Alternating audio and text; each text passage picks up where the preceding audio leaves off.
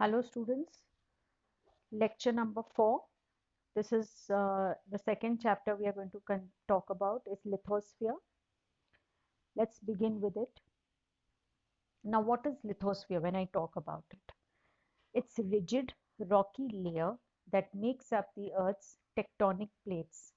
I'm sure you are well aware of the tectonic plates, the plate tectonics or tectonic plates.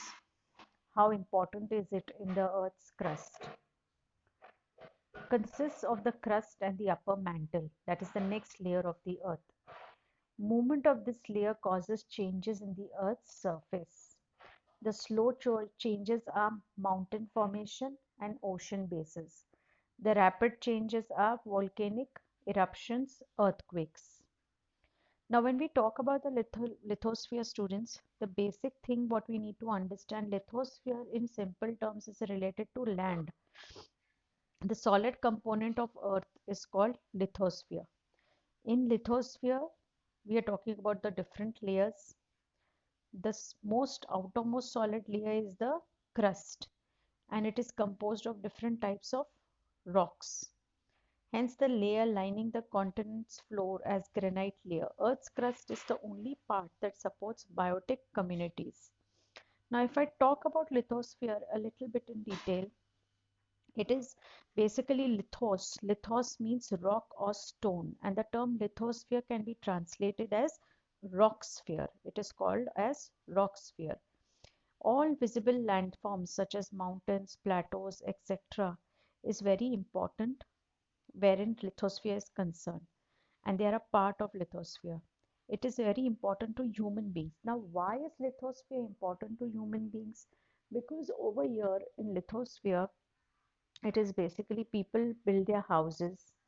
They get most of their food supply, which comes from this sphere. And for the better understanding of the outer shell of the earth, one has to know the internal structure of the earth. So that's why to know what lithosphere actually means, we need to know the interior of the earth also. Now, the lithosphere is the solid outer part of the earth. We know this, and it includes the brittle upper portion of the mantle and the crust. So what does the lithosphere include? It includes the brittle upper portion of the mantle and the crust. Now if you look at this figure, this is the three main layers, uh, the crust, the mantle and the core. Now these three layers, how do they play a role in the lithosphere? We'll be studying about that. We'll be studying more about the earth's surface, the composition of the earth's surface, the different spheres of all of those. Now here this is also the earth's interior. Now how does the earth's interior look? This is one picture which you can totally relate it to this chapter, and this every term is being explained and it is interconnected. Now, lithosphere over here, if you, as I said, it is actually made up of the crust and the upper mantle. Now, lithosphere solid layer, it is a solid layer which is comprised of the crust and the upper mantle. Upper mantle, the mantle is divided into two parts, upper and lower. The upper mantle is called the asthenosphere. Asthenosphere. Lithosphere, it is compiled, it is comprised of the crust and asthenosphere, we know that. It also consists of the soil layers. The lithosphere is dynamic and it's changing. Dynamic means it's ever changing. The heat from the center and the energy from the sun makes it do that. Outside, the sun's energy on the atmosphere and water make wind, currents, evaporation, and water cycle. So due to the sun's energy on the atmosphere, make winds, currents, and cycle. Evaporation water cycle. This causes weather and larger patterns of climate. It influences water cycle which controls weathering, erosion and deposition. So outside what all changes are happening because of this on the lithosphere, that has been explained, and within we are going to study in detail. Now inside what happens in the earth, that's the interior of the earth, decay of radioactive isotopes. The release of this heat causes churning of the molten rock inside. It releases heat through cracks and vents in the crust. Convection causes plates of crust to move about. 99% of rock inside the earth is greater than 2000 degree Fahrenheit. This generates heat at that temperature. Look at this figure again. There are many figures by which you can understand, or through which you can understand what we are talking about. Right now we are talking about the lithosphere. Then we'll try and understand what asthenosphere. As I said, it's the upper mantle, the lower mantle, the outer core, inner core, crust. All of that will be covered. Now here we'll talk about the crust. When we talk about the crust, what does this mean? It is the outermost layer of the earth. Look at this figure. It is the outermost layer. Now there are two, it's divided into two sections, continent and oceanic, continental or oceans, or continent and oceans. It has a depth of about 32 to 40 kilometers, and the crust is the upper solid part of the earth, which contains all the three types of rocks: magmatic, metamorphic, sedimentary rocks, with a thickness of 70 to 80 kilometers. And it is believed that until recently, the earth's outer crystal layer was composed of lighter rocks. Now, the uppermost layer is known as Cl. Cl means short form of silicon, Si, and aluminium. Together, when we put it, it is Cl. And the bottom layer is consisting of silicon, Sema, and magnesium. So that is silicon and magnesium. Now, the most common uh, thing between the uppermost and the bottom layer is silicon. So here we can understand that. But the recent investigations have revealed that large areas of the outer crystal layer are made of basaltic rocks similar in composition to the Sema. As I said, when we look at the crust, what do we understand with the crust? The crust is divided into two major parts. That is the continental crust. Look at this figure also, you'll understand. And the oceanic crust. Now, when I talk about the continental crust, it is about 32 kilometers thick, and it is basically made up of granite rocks. Sorry, the elevated portion of the crust. Now, the elevated portion of the crust is the continental crust, and it is about 32 kilometers thick. Oceanic crust, the ocean bed, it is about 7 kilometers thick, and it is mainly made of basalt.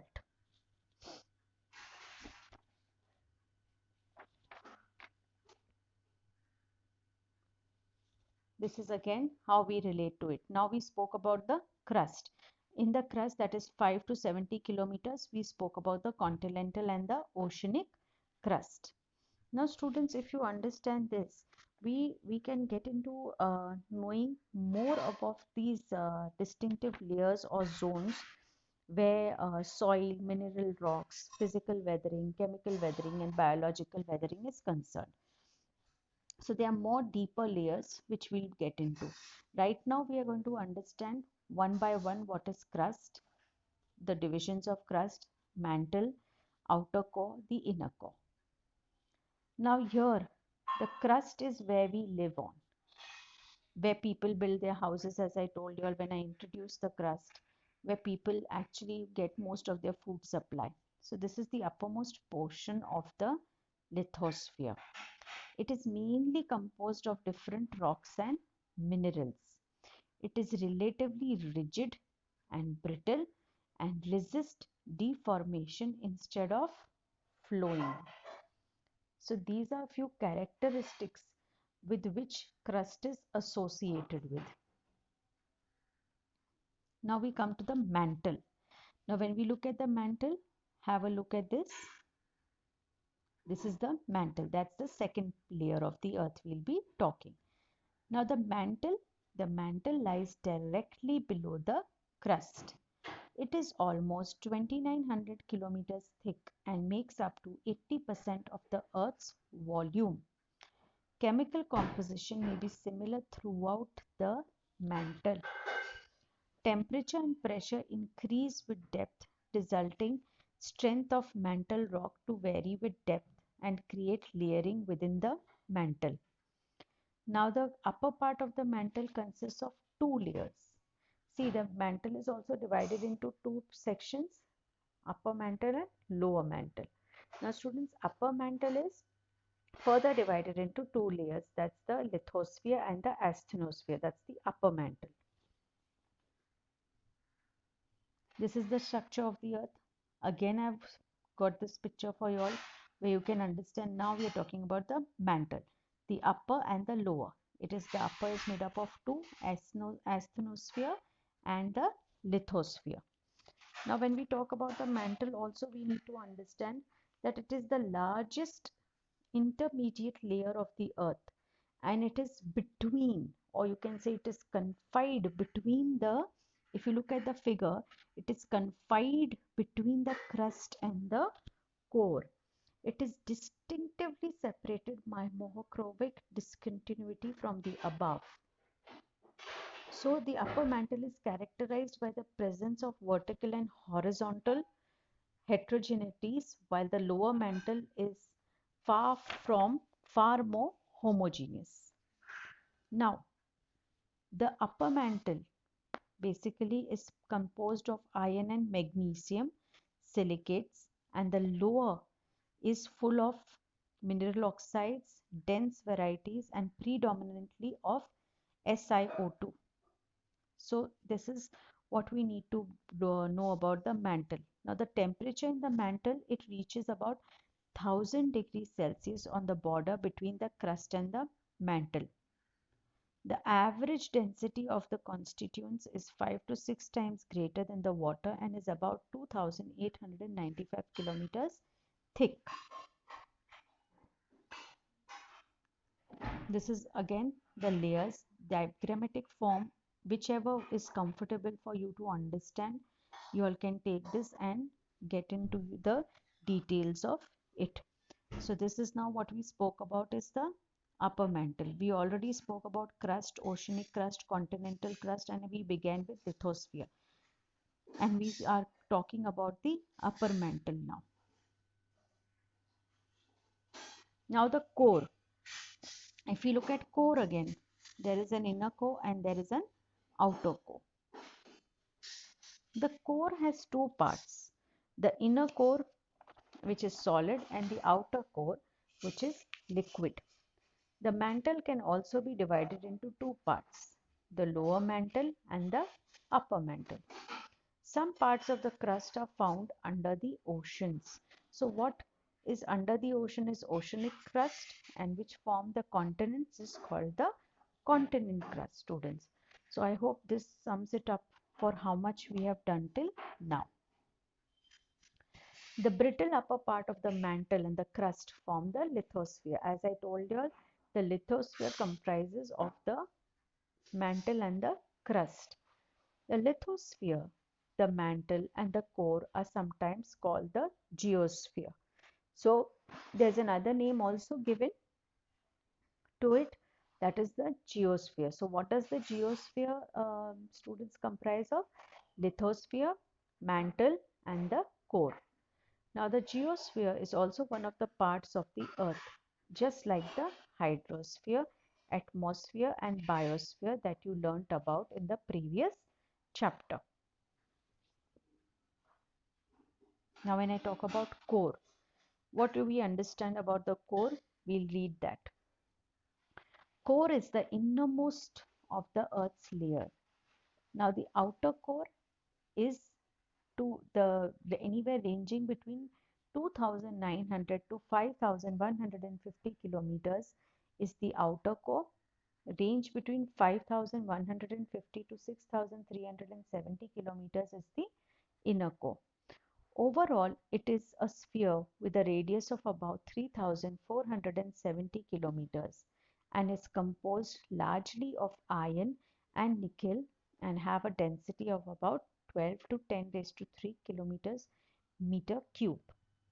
In the boundary of outer core, P waves is marked by an abrupt reduction in the velocity. When we talk about these P waves and S waves, they are related to earthquakes. So we'll be studying about that too. I will give you all an introduction of that too. In velocity and bent inwards and producing shadow zone as well as by the disappearance of S waves, it may be concluded that it is in liquid state, molten state, because of the high temperature in that region. Near its center, the core temperature is about 6000 degrees Celsius, as hot as the sun's surface. Now this layer of the earth is as hot as the sun's surface. The pressure is greater than 1 million times that of the earth's atmosphere at sea level. This extreme pressure overwhelms the temperature effect and compresses the inner core to a solid. Now this core, students, it is also called as the centrosphere, and it is the inner and the densest layer of the earth. Now that seismic data, we know that through the seismic data, it is known that outer core is in a liquid state. And from the seismic studies, also it is true that the constituting substances of the core remains apparently in a solid state. Now look at this core. We are talking about the inner core, the liquid core, that is the outer core. It is about 4,960 kilometers deep. It is divided into outer core, which is 2,270 kilometers thick, composed mainly of nickel and iron melted by intense heat. The temperature ranges from 4,000 degrees Celsius to 5,000. Now the inner core. It is composed mainly of solid iron and nickel. The temperature is around 5,000 degrees Celsius to 6,000. The pressure is exceedingly high. As I told you all, I'm going to explain you all the small terms also for you all to understand the lesson and make it easy. Asthenosphere, what is it? Look at the figure. The part of the upper mantle located below the crust of the earth is the asthenosphere. That's the upper mantle. Some information about regarding the asthenosphere. Now, the asthenosphere extends from the base of the lithosphere to the depth of about 350 kilometers. Look at this, you all will understand. The lithosphere is just above that, the crust on which the solid portion on which humans live. That's the lithosphere and that's the crust. Below that is the upper mantle called the asthenosphere. So this extends from the base of the lithosphere to the depth of about 350 kilometers. Increasing temperature with depth gradually, as a result, small degrees of partial melting, possibly as much as 10% in regions of high heat flow. This partial melt means it does not melt completely, is an important source of magma and a lubricant to ease the tectonic movements. So this is the purpose of asthenosphere. It acts as a lubricant of the lithospheric plate. This change in rock properties occurs over a vertical distance of only a few kilometers. This change in rock properties occurs over a vertical distance of only a few kilometers.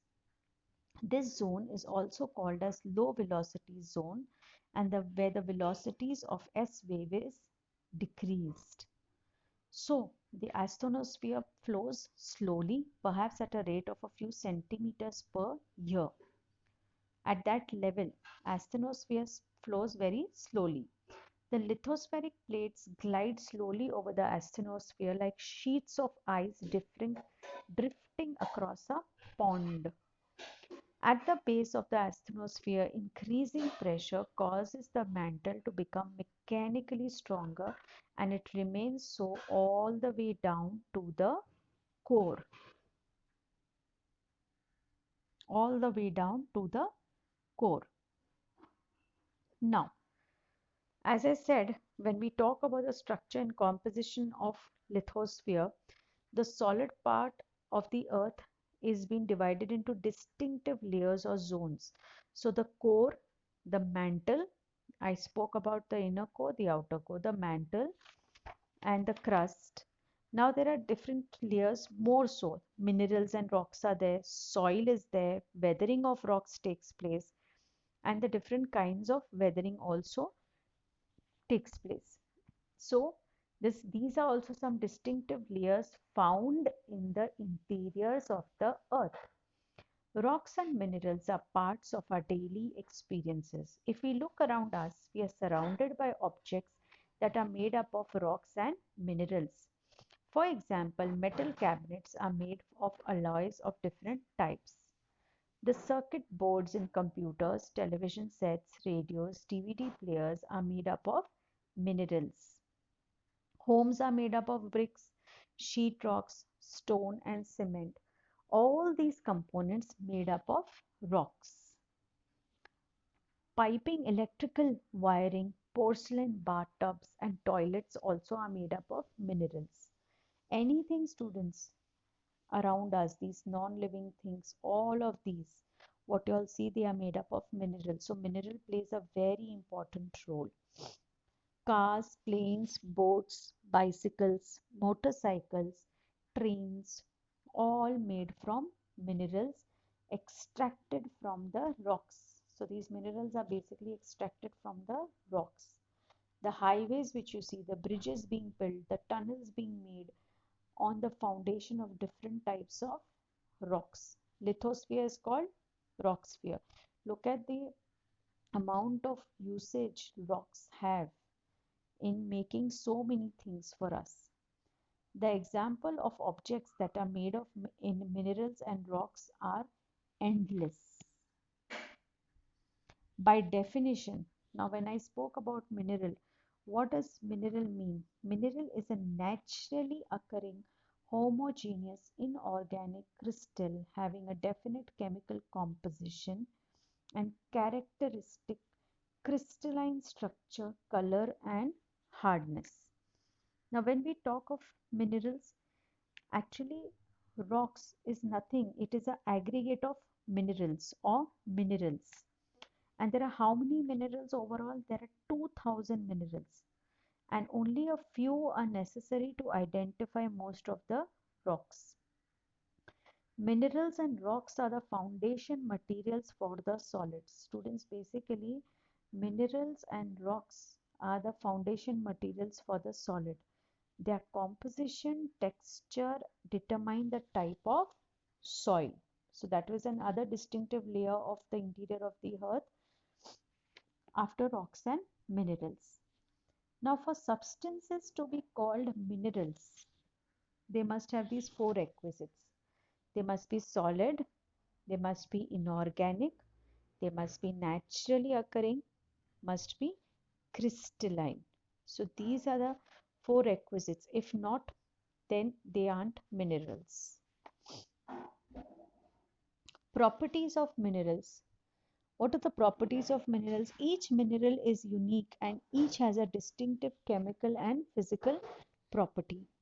These physical and chemical properties depend upon which elements they contain, the arrangement, how these elements are arranged, which elements are actually present, and the space, the arrangement of these elements in space. For example, graphite and diamond have the exact chemical composition, pure carbon, but because of their atomic arrangement.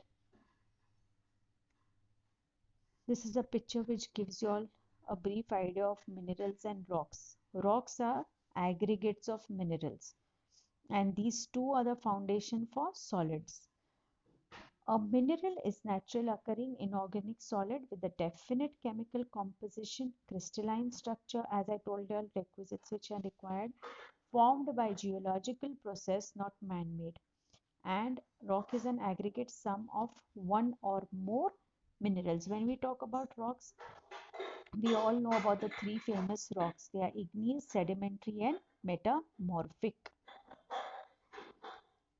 This is another definition again for you all to understand. This is one of the distinctive layers of the interiors of the earth. So, mineral we have covered. Next is soil. Now, soil. Soils are complex mixtures of minerals, water. If you think of soil, all this will automatically come to your mind that when you look at soil, what is it? A mixture of what? It is a mixture of minerals, water, air, organic matter, and countless organisms that are the decaying remains of once living things. Humus, fossil fuels, you'll all know that. It is a shallow body of material formed on the surface of the land. It is the habitat of microorganisms and burrowing animals. Rabbit lives in a burrow. Burrowing animals. Moreover, it supplies materials to indwelling members of biota.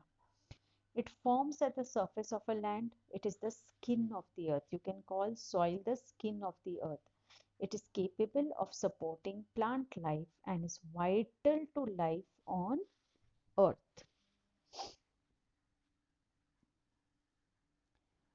We are all aware of this. We've seen this in our previous classes. Layers of soil. So these are the different layers of soil: the bedrock, the parent material, the subsoil, the elevated horizon, humus or organic topsoil. Then the next what we are going to cover is weathering of rocks. So weathering of rocks, I will be talking about the weather, what is weathering, different kinds of weathering, and how this also is a distinctive layer of interior of the earth, or the structure or the composition of the lithosphere. Sorry, not the interior, the structure of the lithosphere. So now today I have completed in this lecture. I have spoken about lithosphere. I spoke about the core, mantle, the composition of lithosphere, which all these come under the composition of lithosphere.